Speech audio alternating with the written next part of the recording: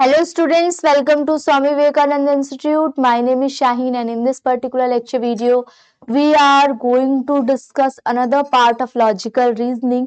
और जो आज पार्ट डिस्कस करने वाले हैं वो इम्पोर्टेंट इसलिए भी है क्योंकि ये इंडियन लॉजिक से रिलेटेड है, जहाँ पे बच्चों को थोड़ा सा डर लगता है इंडियन लॉजिक से रिलेटेड, नॉट ओनली बिकॉज ये समझ नहीं आता, बाकी इसकी जो लैंग्वेज है वो भी थोड़ी सी टिपिकल टाइप की होती है जिसको हम अंडरस्टैंड नहीं कर पाते।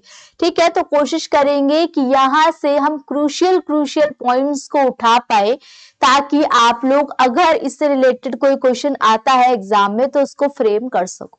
नाउ एक और इम्पॉर्टेंट चीज ये है कि जो आपने आज इंडियन लॉजिक की पार्ट की बात करने वाले हैं, इंडियन लॉजिक का जो फैलेसी वाला पार्ट है वो मैंने प्रीवियस लेक्चर में ही आपको कंप्लीट करवा दिया, हेतु भाषा, जिसमें हमने फाइव फैलेसी को डिस्कस किया था। ठीक है, वो आप लोग के लिए बहुत इंपॉर्टेंट रहेगा और वो इसी का पार्ट है। ठीक है, अब आगे बात करते हैं। नाउ इंडियन लॉजिक का मतलब है जहां पे आप पहले के टाइम पे लॉजिशियन किस तरीके से अपना माइंडसेट रखते थे, वो कौन सी एजुकेशन सिस्टम को मानते थे, वो कौन से वेदास को मानते थे। ठीक है, और उनके हिसाब से जो लॉजिक थे उनकी कितनी कैटेगरीज थी, कौन से वैलिड सोर्स थे, कौन से इनवैलिड सोर्स थे, तो वो सब डिस्कशन। नाउ इसमें मीन्स ऑफ नॉलेज की बात है, एपिस्टेमोलॉजी का क्या मतलब होता है, नॉलेज, थ्योरी ऑफ नॉलेज। फिर उसके बाद क्या बोल रखा है, in Indian logic and an important, ये इंडियन फिलोसफी के लिए भी इंपॉर्टेंट है।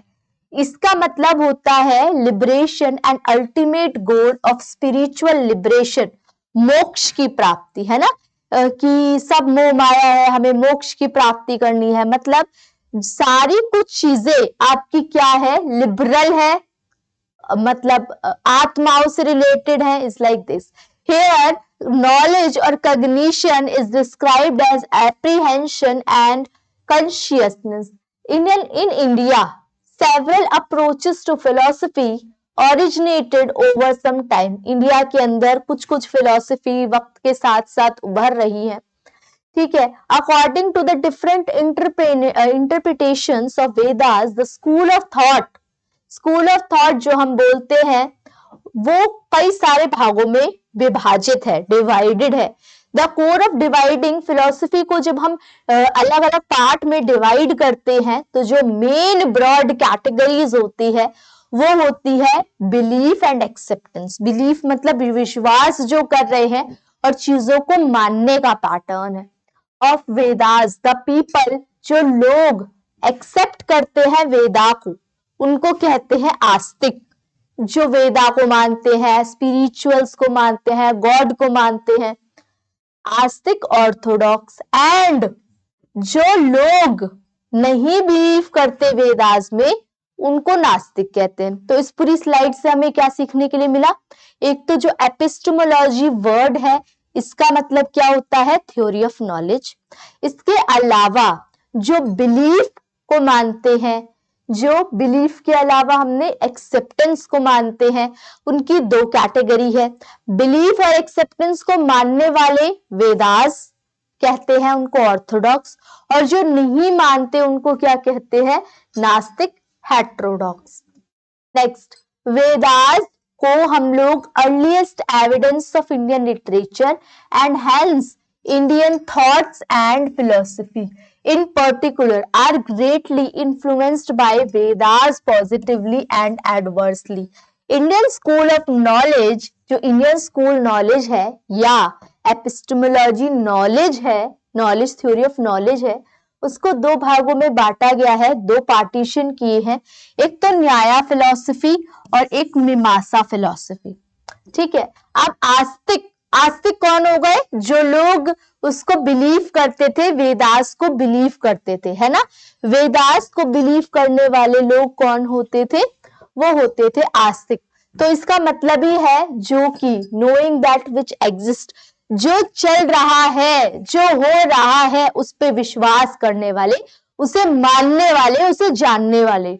The section of the school of thought recognise, ये जो स्कूल ऑफ थॉट है इसको जो पहचाना जा रहा है वेदास एंड रिकॉग्नाइज, इसको हम रिलायबल सोर्स ऑफ नॉलेज कहते हैं, जिसपे हम भरोसा करते हैं। आस्तिक part in Indian logic can also be further, Astik part को फिर बांटा हुआ है। पहले हमने आस्तिक और नास्तिक दो हिस्से करे, फिर आस्तिक के भी हिस्से कर रहे हैं, जैसे जिसमें हमने क्या किया है, सब पार्ट को हम वन बाय वन डिस्कस करेंगे। सबसे पहले है न्याया। न्याय is work of says Gautama, जहां पे हम क्या मानते हैं, मीन इट मीन्स, जिसको हम मानते हैं, विश्वास करते हैं, rules, judgment, it is the realistic part, ये विश्वास का हिस्सा है।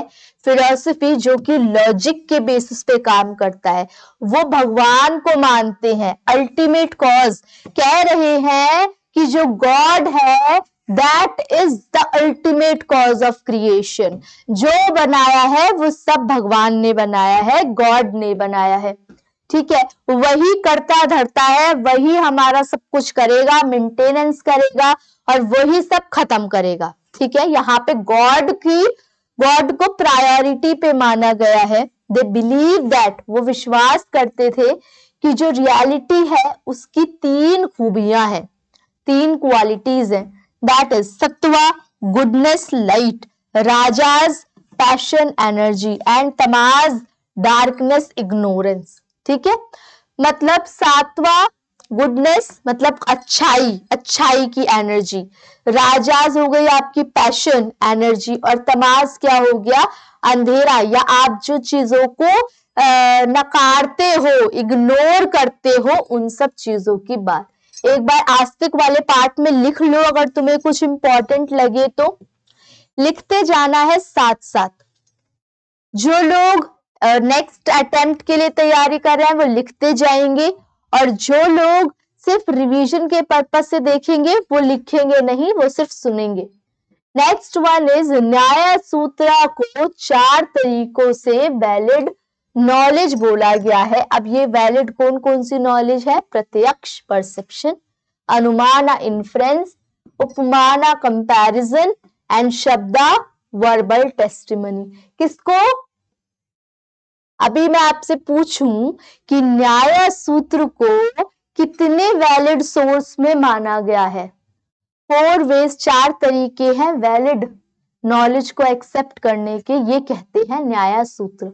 ऐसी अलग अलग स्कूल ऑफ थॉट कहते हैं, कोई मानते हैं सारे जो होते हैं वो वैलिड सोर्स होते हैं, कोई एक को मानता है, कोई 2 को मानता है, इस तरीके से।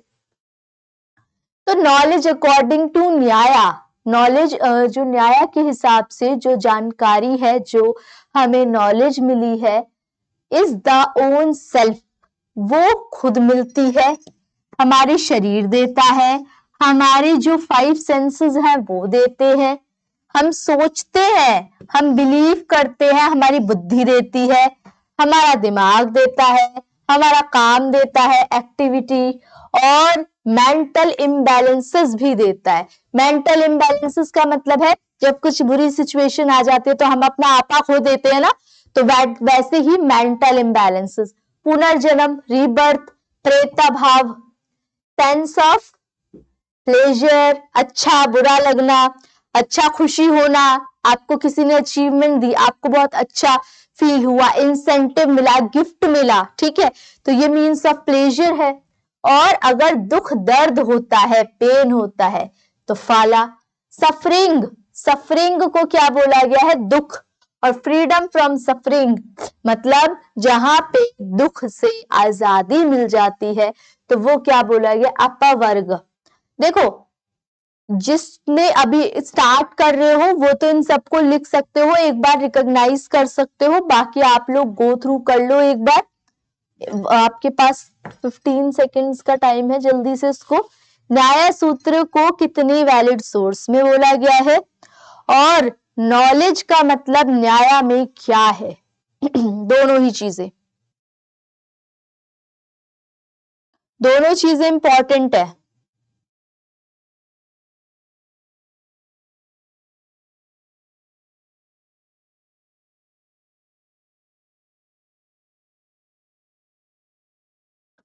Next, Vaisheshika, Vaisheshika work of says Kannada.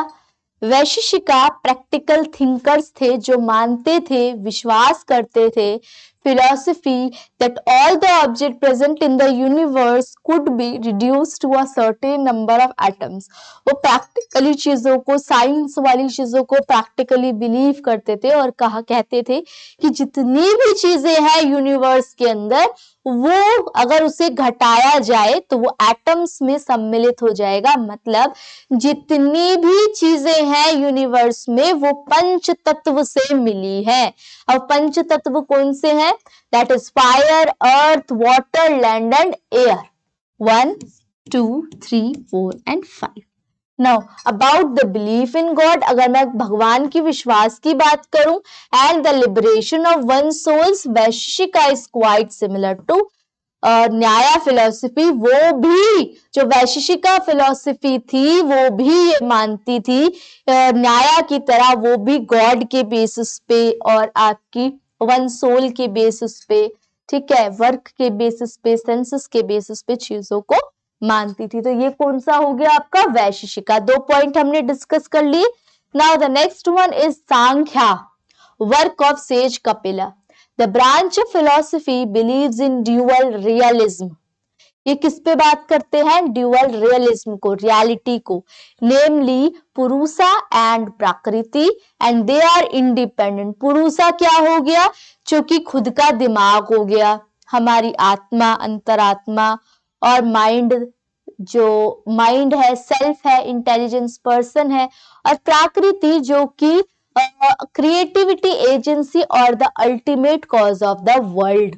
World में जो जो चीजें हुई है अपने आप, वो प्रकृति है।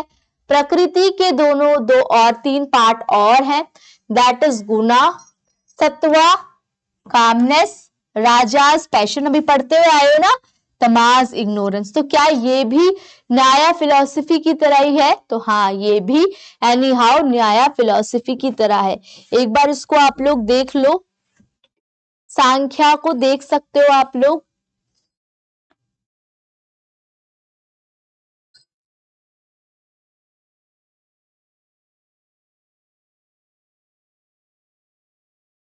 ओके, डन, सांख्या वाला part done. Next one, Sankhya के बाद अगर आप देखोगे तो दैट इज योगा। योगा तो आप लोगों को कहीं हद तक पता भी होगा, जैसे कि जब हम योगा परफॉर्म करते हैं और मेडिटेशन करते हैं, फिजिकल एप्लीकेशन करते हैं योगा की, work of Patanjali. Yoga is the attainment of salvation by combining meditation and physical application. Meditation का मतलब ध्यान, ध्यान के ऊपर कंट्रोल करना है ना। योगा का मतलब जरूरी नहीं है कि आप भगवान में विश्वास करते हो या नहीं करते हो। कोई कोई तो टीचर, कोई गॉड मान लेता है, कोई गॉड को टीचर मानता है, गाइड मानता है ना। योगा प्रैक्टिकल पाथ है, एक ऐसा रास्ता है to attaining knowledge through concentration and meditation. This branch of philosophy, ये जो फिलोसफी है ये मानती है कि जो सल्वेशन है इसको अचीव किया जा सकता है, प्राप्ति की जा सकती है चीजों की जब हम प्रैक्टिस करते हैं। यमा, यमा मतलब खुद के ऊपर कंट्रोल, यमा करते हैं जब मैं प्रैक्टिस करूंगी, खुद के ऊपर कंट्रोल। अब जैसे हमें छोटी छोटी चीजों के ऊपर कंट्रोल नहीं है, छोटी सी प्रॉब्लम आई और हम लोग अपना पेशेंस लैक कर जाते हैं, सेल्फ कंट्रोल खो देते हैं और बस अपने गुस्सा बहुत ज्यादा कंट्रोल नहीं होता, नियमा। लेकिन कुछ लोग बहुत सेल्फ कंट्रोल्ड होते हैं, कुछ लोगों में बहुत पेशेंस होता है, तो वो कंट्रोल मतलब धीरे धीरे आ पाता है जैसे जैसे आप अपनी मैच्योरिटी स्टेज पे जाते हो। नियमा, नियमा कौन सा होता है? ऑब्जर्वेशन ऑफ रूल्स, जहां पे हम नियम की बात करते हैं, रूल्स की बात करते हैं, कानून की बात करते हैं। आसना, आसना का मतलब जब डिफरेंट डिफरेंट आसन आप धारण करते हो, वो क्या हो गया? बॉडी का आपका पोस्चर। नेक्स्ट वन इज प्राणायाम। प्राणायाम और भी कौन से होते हैं? प्राणायाम क्या होता है? जहां पे हम ब्रीदिंग, इनहेल एक्सहेल करते हैं, है ना, एक प्रॉपर क्लाइमेट में, एक प्रॉपर एटमोस्फेयर में, इन्वायरमेंट में, controlled breathing. Pratyahara, choosing an objective. Pratyahara का मतलब क्या हो गया, जब हम उद्देश्य को चूज करते हैं, अपने ऑब्जेक्टिव, अपने गोल को सेट करते हैं। धारणा, जब हम माइंड के ऊपर फोकस करते हैं। ध्याना, जब हम एक ऑब्जेक्टिव, एक लक्ष्य को चुन करके उसके ऊपर पूरा अपना ध्यान, अपना पूरा फोकस लगाते हैं। एंड समाधि, मतलब जहां पे कंप्लीट डिफ्यूजन, जहां पे आपका गोल, आपका माइंड, आपका सोल, जहां पे सब कुछ इकट्ठा हो जाता है, दैट इज समाधि। ठीक है, ओके, इसको नोट कर लो, बहुत इंपॉर्टेंट है ये आपके एग्जाम के हिसाब से भी और नॉर्मल भी बहुत इंपॉर्टेंट है। जल्दी से नोट करो योगा वाले पार्ट को फास्टली। जिस टाइम बताती हूं उस टाइम सिर्फ आपको फोकस करना है, ऑन द वर्ड समझना है, और जिस टाइम आपको रिटर्न के लिए टाइम देते हैं तो उस टाइम पे आप नोट भी कर सकते हो जल्दी से जल्दी। ओके,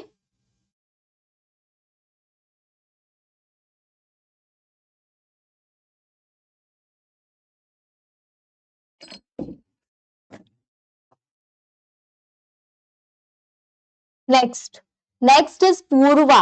पूर्व मीमांसा, मीमांसा जामिनी। इट मीन्स यहाँ पे चीजों की इन्वेस्टिगेशन होगी। इन्वेस्टिगेशन और इंक्वायरी और द आर्ट ऑफ रीजनिंग।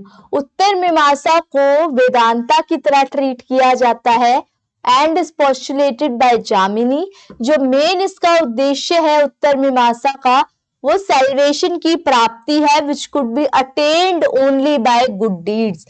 आप मतलब एक लक्ष्य की प्राप्ति, सेल्वेशन, मुझे वो एग्जैक्ट वर्ड जो होता है ना, सेल्वेशन, सेल्वेशन की प्राप्ति करनी है आपको, सबसे मतलब मोक्ष के एक तरीके से प्राप्ति करनी है, तो वो आप तभी कर सकते हो जब आपके उद्देश्य अच्छे होंगे, जब आप अच्छे नियत के होंगे, गुड डीड्स होगी, virtues which could indeed end a person's journey, और जो कि एक प्रॉपर जर्नी चल रही है आप लोगों की, एक प्रॉपर मृत्यु से लेके, जन्म से लेके मृत्यु तक का जो प्रॉपर प्रोसीजर है, could indeed end a person's journey from birth to death according to this philosophy। इस philosophy के हिसाब से when the good virtues end, जब आपके अच्छे काम खत्म होते हैं तभी आपका जन्म होता है और आपको धरती पर भेज दिया जाता है। And the cycle of birth and rebirth will start. मतलब जब आपके अच्छे काम जब तक चलते रहते हैं तब तक आप एक अलग ही लेवल पे रहते हो, मतलब जो भी बोल सकते हो आप, उनका तब तक जन्म नहीं होता। ये कौन सी फिलॉसफी कहती है, पूर्व मीमांसा। और जब आपके अच्छे काम, गुड डीड्स वगैरह खत्म हो जाती है तो आपको अर्थ पर भेज दिया जाता है ताकि आप क्या कर सको, ताकि आप अपनी सर्वाइवल के लिए चीजें कर सको। रीबर्थ और बर्थ का जो प्रोसीजर है वो स्टार्ट हो जाता है। नेक्स्ट वन इज उत्तर मीमांसा, वेदांता, भद्रयाना और महर्षि व्यासना।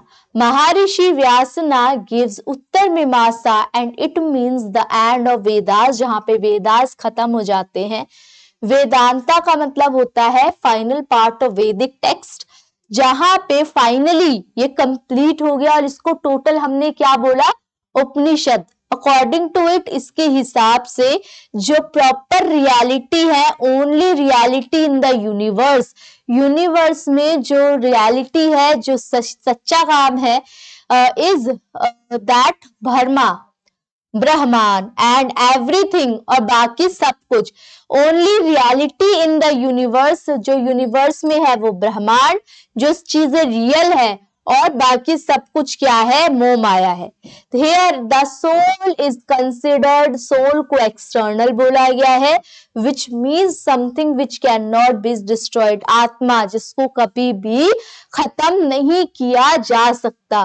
दिस ऑल्सो गेव राइज, और इस कॉन्सेप्ट के हिसाब से ही कर्मा वाला टॉपिक राइज होता है। कर्मा वाला जो आपका टॉपिक है वो यहाँ पे क्या होता है, इवॉल्व हो जाता है।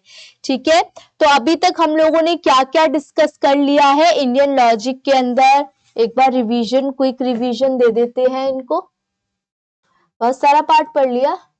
मीन्स ऑफ नॉलेज को पढ़ा, एपिस्टेमोलॉजी टर्म को पढ़ा, वेदास की कंसिडरेशन पढ़ी, क्लासिफिकेशन पढ़ी, आस्तिक कौन होते हैं, आस्तिक के अलावा वैशेषिका, वेदास में वैशेषिका, सांख्या, उसके बाद योगा को पढ़ा जिसमें हमने कई सारे पार्ट्स पढ़े, पूर्व मीमांसा, उत्तर मीमांसा पढ़ा।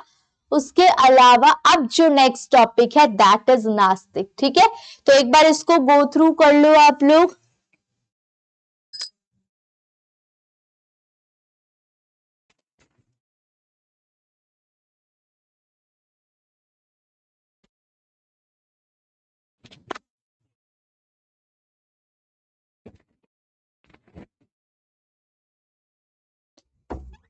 ओके, तो ये वाला जो टॉपिक है वो हम लोगों ने आस्तिक वाला पार्ट को कंप्लीट कर लिया है। अब जो पार्ट स्टार्ट करेंगे नेक्स्ट क्लास में वो नास्तिक वाला पार्ट स्टार्ट करेंगे, ये वाला पार्ट।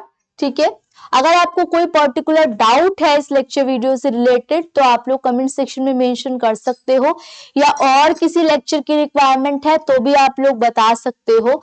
बाकी आप लोगों से नेक्स्ट लेक्चर वीडियो में मिलते हैं। Thank you for watching.